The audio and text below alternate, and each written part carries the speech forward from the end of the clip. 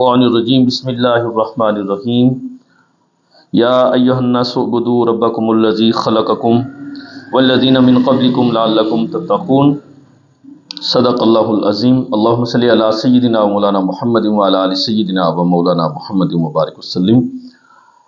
گرامی قدر سامعین، السلام علیکم ورحمۃ اللہ وبرکاتہ۔ خالق لم ازل کا بے پناہ فضل و احسان ہے جس نے ہمیں آج کی اس مبارک نشست میں حاضری کی توفیق عطا فرمائی۔ قرآن مجید فرقان حمید میں سے جس آیہ بینہ کی تلاوت کی ہے اس میں رب ذوالجلال ارشاد فرماتے ہیں یا ایھا الناس اعبدوا ربکم الذی خلقکم والذین من قبلکم لعلکم تتقون۔ اے لوگو، اپنے رب کی عبادت کرو جس نے تمہیں پیدا کیا اور جس نے تم سے پہلے لوگوں کو پیدا کیا۔ عبادت اس یقین کے ساتھ کرو لعلکم تتقون، اس امید پر اور اس یقین پر تاکہ تم متقی بن جاؤ۔ یہاں پہ رب ذوالجلال نے پوری انسانیت کے ساتھ ایک عمومی کلام فرمایا اور انہیں یا کہہ کے مخاطب فرمایا۔ قرآن پاک کا جہاں سے آغاز ہوا، قرآن مجید فرقان حمید بے مثل کتاب ہونے کی، لا ریب کتاب ہونے کی پہلے بات کی گئی، اس کے بعد متقین کا ذکر ہوا، متقین کی صفات کو بیان کیا گیا، اور اس کے بعد کفار کا ذکر ہوا، جو کھلے کفار تھے ان کا ذکر ہوا، اس کے بعد منافقین کا ذکر ہوا جو چھپے ہوئے کافر تھے، ان کا تفصیل کے ساتھ ان کی بری خصلتوں کو اللہ رب العزت نے بیان کیا، ان کی پہچان کروائی۔ اس کے لیے 13 آیات کو اللہ تعالیٰ نے بیان فرمایا کہ صحیح معنوں میں جو قرآن کے مخاطبین ہیں، قرآن کے ماننے والے ہیں، اسلام کے ماننے والے ہیں، وہ صحیح معنوں میں منافقین کو سمجھ جائیں۔ جب یہ ساری چیزیں بیان کر دی گئیں تو اس کے بعد تقوی کے حصول کے لیے جو چیزیں ضرورت تھیں ان کو رب تعالیٰ نے بیان فرما دیا، اور پھر تمام انسانیوں کو تقوی کی دعوت دی۔ انسانی اخلاق میں سے جو سب سے عمدہ خصلت ہے وہ کسی کا متقی ہونا ہے، پرہیزگار ہونا ہے، جس کے اندر تقوی کی صلاحیت پیدا ہو جائے، وہ اخلاق کے سب سے بلند درجے پہ ہوتا ہے، اور جس کا اخلاق بہترین ہو جائے، متقی ہو جائے، وہ ہر انسان کی ضرورت ہے، وہ ہر محکمے کی ضرورت ہے، وہ ہر ادارے کی ضرورت ہے۔ کوئی بھی ادارہ ہو، کوئی بھی محکمہ ہو، وہ جب اپنے ہاں کسی کو کسی کام کے لیے منتخب کرتا ہے تو وہ ایسی خصوصیات چاہتا ہے کہ جس سے اس کے ادارے میں کوئی بدعنوانی نہ ہو، رشوت ستانی نہ ہو، ادارہ ڈوب نہ جائے۔ ہر کوئی یہی چاہتا ہے کہ ایک اچھے اخلاق والا آدمی، اچھے کردار والا آدمی ہمیں مل جائے۔ تو رب تعالیٰ نے اس کی طرف دعوت دیتے ہوئے تمام لوگوں کو خطاب کیا اور فرمایا یا ایھا الناس، اے لوگو۔ تمام لوگوں کو رب تعالیٰ نے خطاب فرمایا کہ اے لوگو۔ اب جو یہ یا لفظ ہے، یہ یا مختلف مقامات پر استعمال ہوتا ہے۔ کبھی انسان یا اللہ کہتا ہے تو یا کو اختیار کر لفظ یا استعمال کرتا ہے۔ جب اللہ کو بندہ پکارتا ہے تو یہ انسان اپنی عاجزی انکساری کے اظہار کے لیے یا استعمال کرتا ہے، اور کبھی رب تعالی یا کہہ کے اپنے حبیب صلی اللہ علیہ وآلہ وسلم کو پکارتے ہیں تو فرماتا ہے یا ایھا النبی۔ یہ اظہار کرامت کے لیے ہے، اپنے نبی کے مقام اور مرتبہ کے اظہار کے لیے اللہ تعالیٰ یا کہہ کے اپنے نبی کو پکارتا ہے۔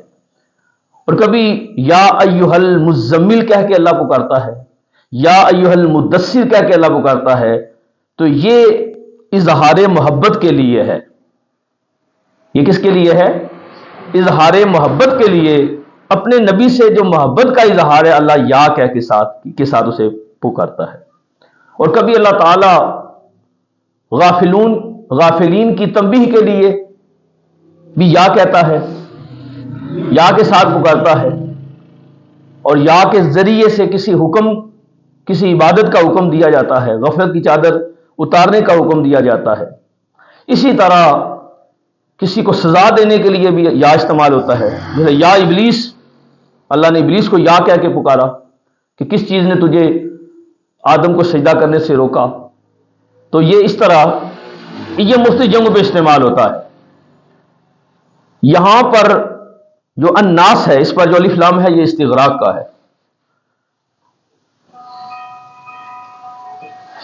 اس پر جو الف لام ہے یہ استغراق کا ہے۔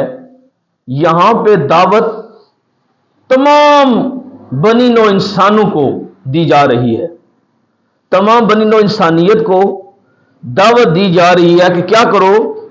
اعبدو، تم عبادت کرو، ربکم الذی خلقکم، اپنے اس رب کی جس نے تمہیں پیدا کیا۔ اب یہاں پہ مخاطبین میں مسلمان بھی ہیں، کفار بھی ہیں، منافقین بھی ہیں۔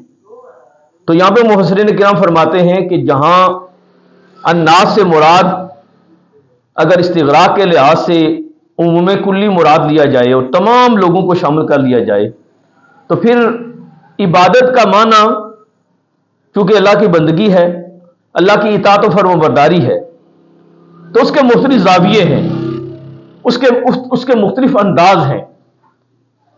جب کسی کافر کو اللہ عبادت کا حکم دے گا تو وہاں پر عبادت سے مراد یہ ہوگی کہ کیا کرو؟ ایمان لے آؤ۔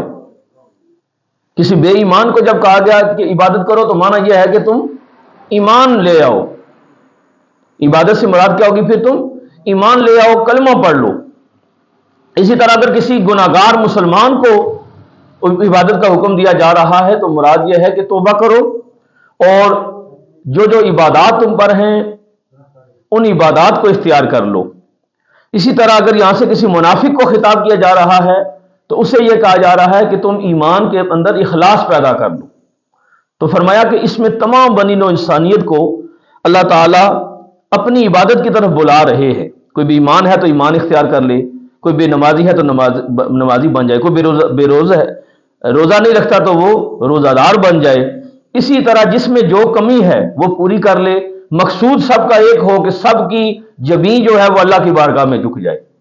تو فرمایا یا ایھا الناس، اے لوگو، اعبدو ربکم الذی خلقکم، تم اپنے رب کی عبادت کرو جس نے تمہیں پیدا کیا، والذین من قبلکم، اور جس نے تم سے پہلے لوگوں کو پیدا کیا، لعلکم تتقون، تاکہ تم متقی بن جاؤ۔ اب قرآن مجید فرقان حمید نے متقین کی صفات بھی بتا دی، وہ کیا کیا ہوتی ہیں۔ تو جتنی بھی عبادات ہیں ان کا حاصل تقوی ہے۔ اب دیکھیں ابھی رمضان شریف آنے والا ہے تو ان کا رمضان کا حکم دیتے ہوئے اللہ تعالیٰ نے روزے رکھنے کا حکم دیتے ہوئے اللہ فرماتا ہے یا ایھا الذین آمنوا کتب علیکم الصیام کما کتب علی الذین من قبلکم لعلکم تتقون، اے لوگوں تم پر روزے فرض کیے گئے ہیں جس طرح تم سے پہلے لوگوں پر فرض کیے گئے تھے تاکہ تم متقی بن جاؤ۔ تو تمام تر عبادات کا جو مقصد ہے، حقیقی مقصد ہے، وہ ہے تقوی۔ اور تقوی کیا ہے؟ تقوی اللہ تعالیٰ سے ڈرنے کا نام تقوی ہے، گناہوں کو چھوڑ دینے کا نام تقوی ہے، پرہیزگاری اختیار کرنے کا نام تقوی ہے۔ تقوی کے مفہوم کے اندر ہر خیر آ جاتی ہے، ہر نیکی آ جاتی ہے، اور تمام تر خصوصیات جو نبی کریم صلی اللہ علیہ وآلہ وسلم جن کی تعلیم دینے کے لیے تشریف لائے تھے وہ تمام تر خصوصیات اس کے اندر آ جاتی ہیں۔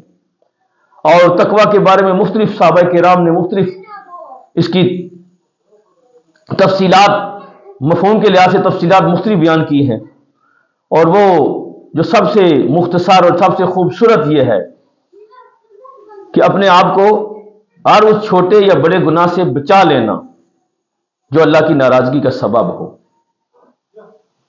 اور بعض ہستیوں نے یہ مثال دی ہے کہ کسی خاردار راستے سے گزرے بندہ، خاردار جھاڑیوں سے گزرے، وہاں کیسے گزرتا ہے؟ اپنے کپڑے بچا کے گزرتا ہے۔ فرمایا اس دنیا میں رہ کر ان خاردار جھاڑیوں سے اپنے آپ کو بچا کے رکھنا، نفسانی خواہشات سے اپنے آپ کو بچا کے رکھنا، گناہوں سے اپنے آپ کو بچا کے رکھنا، اس کا نام تقویٰ ہے۔ تو ارشاد رب تعالیٰ فرماتا ہے کہ پھر آگے اللہ تعالیٰ اپنی جو نعمتیں اس نے دی ہیں وہ گنواتا ہے۔ اس سے پہلے بھی اللہ نے فرمایا اپنے رب کی عبادت کرو جس نے تمہیں پیدا کیا۔ اب ربوبیت یہاں پہ رب ہونے کا اظہار اللہ فرما رہا ہے۔ رب کون ہے؟ جو پالنے والا ہے، جو کھلانے والا ہے، جو تمہاری نشو و نما کرنے والا ہے۔ اللہ کی دیگر بہت سی اسماء و صفات ہیں، لیکن یہاں پہ رب کا استعمال کیا اللہ تعالیٰ نے۔ فرمایا کہ جس طرح والدین تمہیں کھلاتے پلاتے ہیں اور تم سے یہ توقع رکھتے ہیں کہ تم ان کا حکم مانو گے، تم ان کی باتیں مانو گے، اسی طرح جو حقیقی پالنے والا ہے وہ اللہ تعالیٰ ہے، وہ زیادہ حقدار ہے کہ تم اس کی اتباع کرو، اس کی پیروی کرو، اس کے حکم کو مانو۔ تو یہاں پہ اللہ فرماتا ہے کہ اپنے رب کی عبادت کرو جس نے تمہیں پیدا کیا۔ انسان کے پیدا کرنے کا سبب تو ماں باپ ہوتے ہیں، ماں اور باپ سبب ہوتے ہیں، لیکن حقیقی پیدا کرنے والا جو حقیقی خالق ہے وہ اللہ کی ذات ہے۔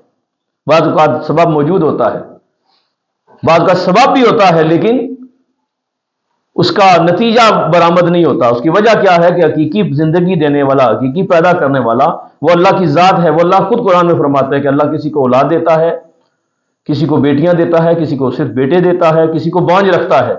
یہ سب اس کے قدرت، یہ سب اس کی قدرت کے کرشمے ہیں، اس کی قدرت کے ہاتھوں میں یہ ساری چیزیں ہیں۔ تو یہاں پہ رب تعالیٰ فرماتا ہے کہ اس نے تمہیں پیدا کیا اور وہ تمہیں کھلاتا پلاتا ہے۔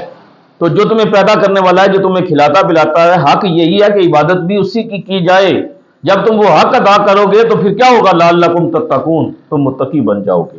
آگے اللہ فرماتا ہے الذی جعل لکم الارض فراشا، وہ ذات جس نے بنایا تمہارے لیے زمین کو بچھونا، تم اس پہ چلتے ہو، اس میں کھیتی اگاتے ہو، اس میں سفر کرتے ہو، اس کے اندر سے تمہیں نعمتیں ملتی ہیں۔ والسماء بنا، اور اس نے آسمان کو تمہارے لیے چھت بنایا۔ وانزل من السماء ماء، اور اس نے آسمان سے تمہارے لیے پانی اتارا۔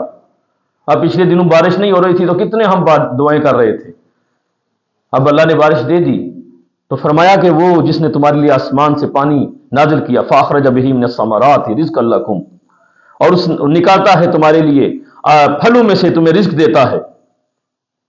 فلا تجعلوا للہ اندادا وانتم تعلمون، اور فرمایا جان بوجھ کر تم اس کے شریک نہ ٹھہراؤ، اس کی برابری والی نہ ٹھہراؤ۔ اس کی شان یہ ہے قل هو اللہ احد اللہ الصمد لم یلد ولم یولد ولم یکن له کفوا احد، فرما دیجئے کہ اللہ ایک ہے، وحدہ لا شریک ہے، واحد حقیقی ہے، اس نے نہ کسی کو جنا ہے، نہ اس نے کچھ، وہ نہ کسی کا باپ ہے، نہ کسی کا بیٹا ہے، نہ کوئی اس کے برابر ہے، نہ کوئی اس کا ہمسر ہے۔ تو فرمایا کہ اللہ فرماتا ہے کہ تم اس کے شریک نہ ٹھہراؤ، جان بوجھ کے اس کے شریک نہ ٹھہراؤ۔